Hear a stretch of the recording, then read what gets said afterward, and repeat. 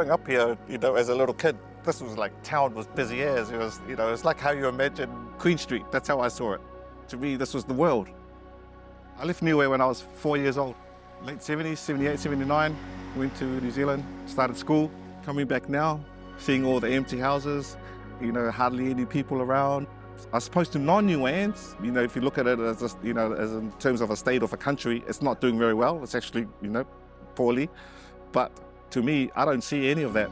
To me, it's just home, and we're still here. And as long as we're still here, you can always come back. If you're not dead, you can always come back. Hello. Andy. Huh? How am I day? How am I day? Hello.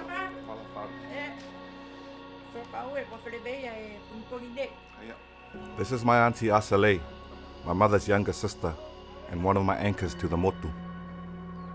Nofu meo ge vasele he tau fitua. Si whetāneo ge vasele. Si whanawhanau e o me toko hako ko deiva, whaetama. Koe nofu neo I Niue, koe whanu neo ge visitae tau tama hako. Si liu mai ni ke he motu. The stories of the ones who stayed aren't that many anymore. The ones who remain on the motu. Those who keep alive the culture and traditions that might otherwise be lost. My auntie is one of them. Hau mitak. La toke haka ke tamu kataloi. Aya.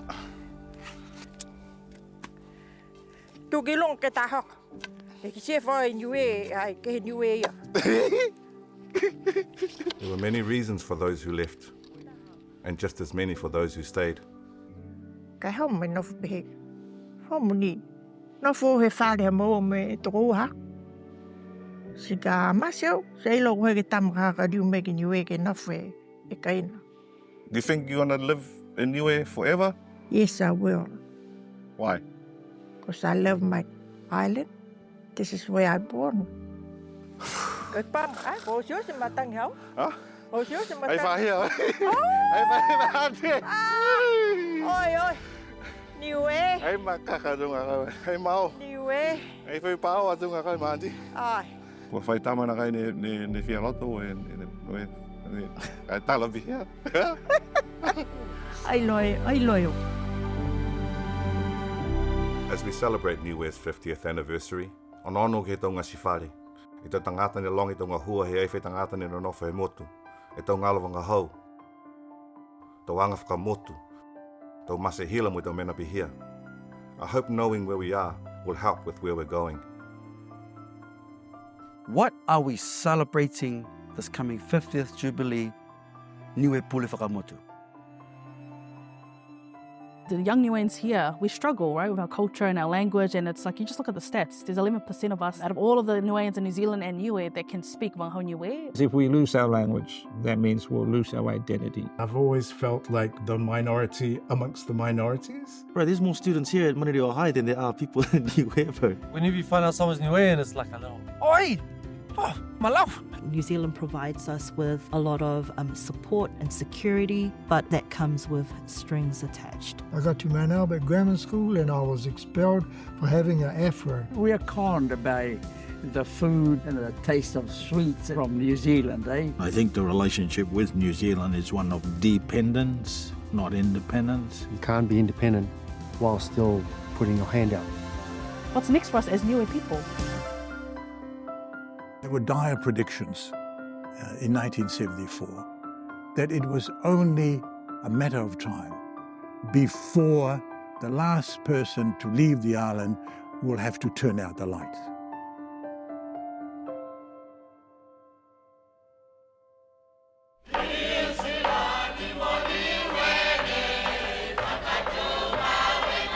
There was definitely an air of anticipation. This was something of an adventure for us.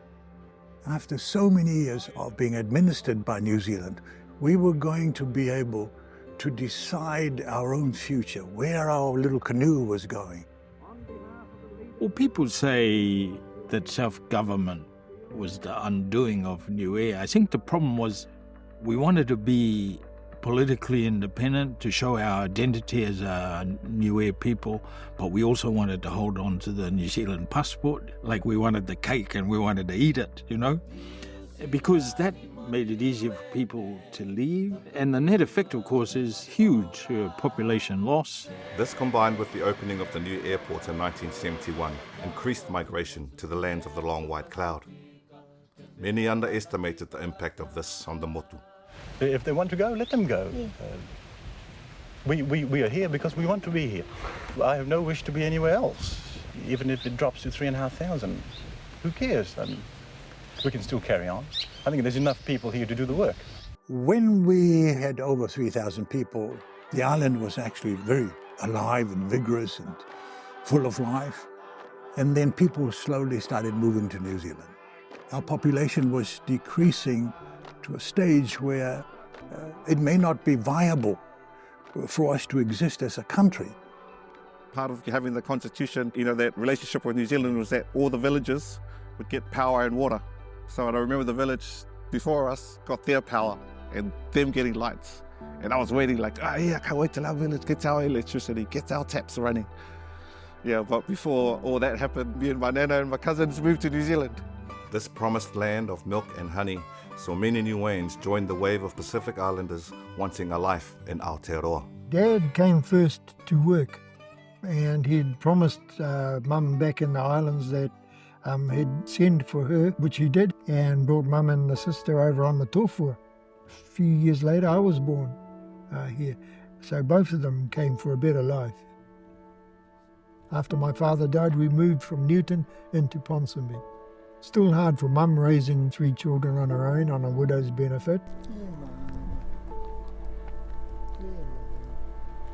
I was dux at Newton Central. I was dux at Kofa Intermediate. I got to Mount Albert Grammar School and I was expelled for having an afro.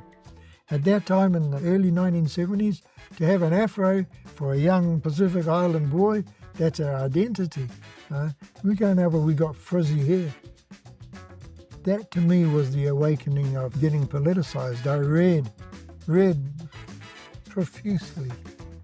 All that reading led Tingi to co-found the Polynesian Panthers, fighting for Indigenous rights, often in volatile situations. 300 years and we've been named in atlases, at schools, taught in books and culture, or that Niue is the Savage Island, named by this fella, Captain Cook. He named Tonga the Friendly Islands, Samoa the Navigator Islands, and he called us the Savage Islands. The name Savage Island pretty much stuck until the late 1800s, when King Tongia wrote to Queen Victoria asking for protection from blackbirders, who were mostly from her empire. This led to Niue's annexation by New Zealand in 1901. During World War I, approximately 150 Niuean men, representing 10% of the island's male population, were recruited by the empire and sent to war. Few came back. Niue was then largely left alone until the assassination of New Zealand High Commissioner Hector Larsen in 1953. This brought eyes back on Niue, and by now the question, what to do with Niue? In 1974, Niueans were presented with 3 options: independence, self-government, or remain a New Zealand territory. Even though Niue had initially asked for protection from the empire, not everyone was keen to maintain this connection. I like full independence. Manako lahi au ke pure whakamotu, ai pure whakamotu Niue, kai total independence. I didn't like this half-shaped independence, with New Zealand and other people with their hands on, and influence us. We are conned by the food and the taste of sweets and things like that from New Zealand, Once you lose your culture, you lose your nation. The results of the referendum went 65 to 35% for self-government. And on October 19, 1974, Niue became self-governing in free association with New Zealand. Niue is a realm country and it has a very special relationship with New Zealand. Tokelau, Niue and Cook Islanders are all New Zealand citizens and have fundamental rights of New Zealanders while being in a self-governing arrangement. And it's quite special. If you look around the world, without boasting and with all our mistakes we might have made, it is probably superior to any other arrangement anywhere else in the world. I'm one who don't think we've really benefited from it, to be honest. We could have bitten the bullet, refused citizenship, and forced us as a people to make a go at it without relying on New Zealand. I think the relationship with New Zealand is one of dependence, not independence.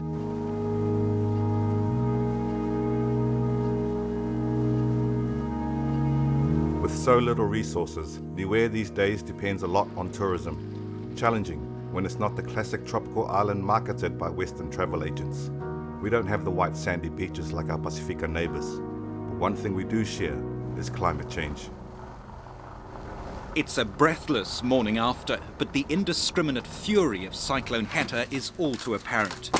The waves came in with the cyclone and just wiped us all out, both sides of the road. Cyclone Hatta was a Category 5 cyclone. We're still recovering from that, but that one incident in 4 hours essentially wiped out our only hospital records and justice system. It took our only museum off the face of the earth. We'll never get that taonga back. We lost our bulk fuel depot, which was down on the wharf, and that overnight doubled our fuel bill as a country, and it has remained double as a result.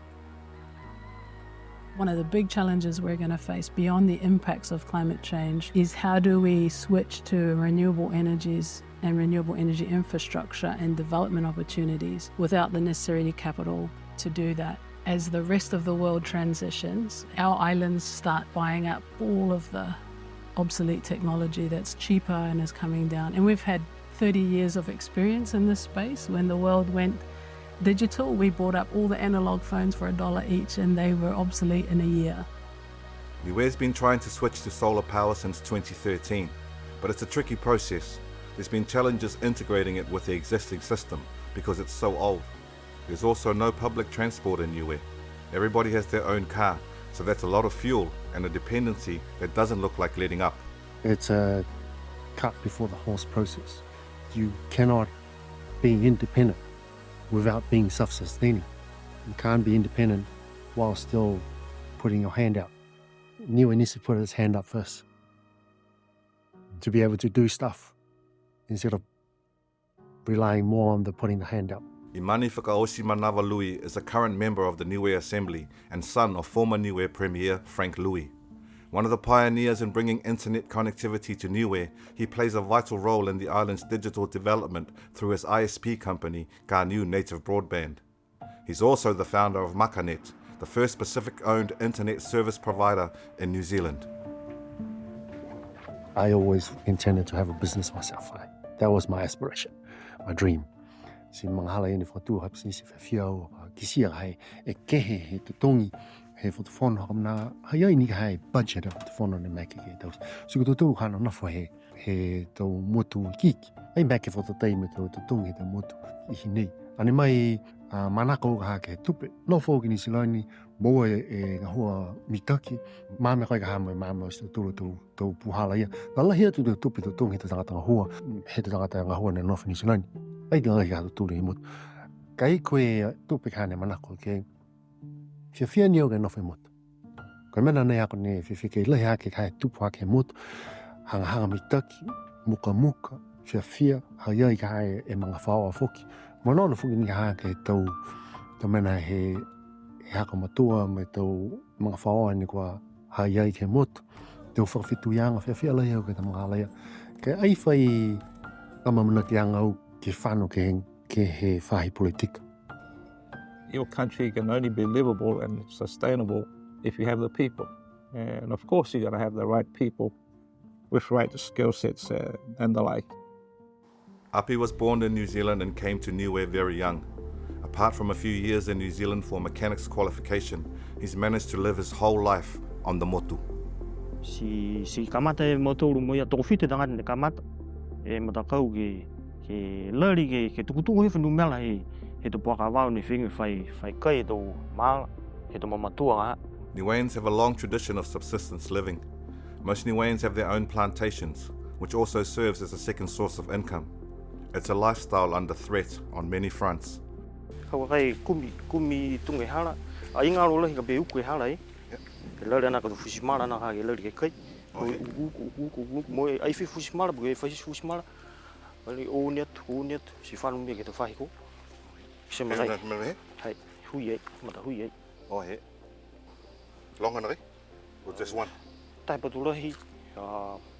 Maybe we bunu. Oi. Ai family? Family. Yeah. Si kamata me ko utu tu tau ai he mata kau. Tari me he wo wa fe wo fu hau whahanga. Hoko me ke mga hala ni ha he kwa hife numela puke he to puaka wau ne fai kai to mala. Si fia e to mamatua ha ko tau spia ka kai tonga ia. Wala te he rewe tau si mai whakamua. Yeah. Yeah. Kai to mena whakaniwe ha tosi puke tangata. To teknolo ha to foni to kifanga. To mena ni fia o fuata emni ke. Ukalahi mo ni ke karo ke hi mai he to telefoni me to internet me to Facebook o ya social media ya. So to mena ni ki se fa no ha lala hi ni si fia o ha ke lalo longi ni tau se to no sia. Toko ngā hoe tangata ni whialoto ia nofi Niue. I kiki to tongi i longa to kakan. Toko ngā hoa.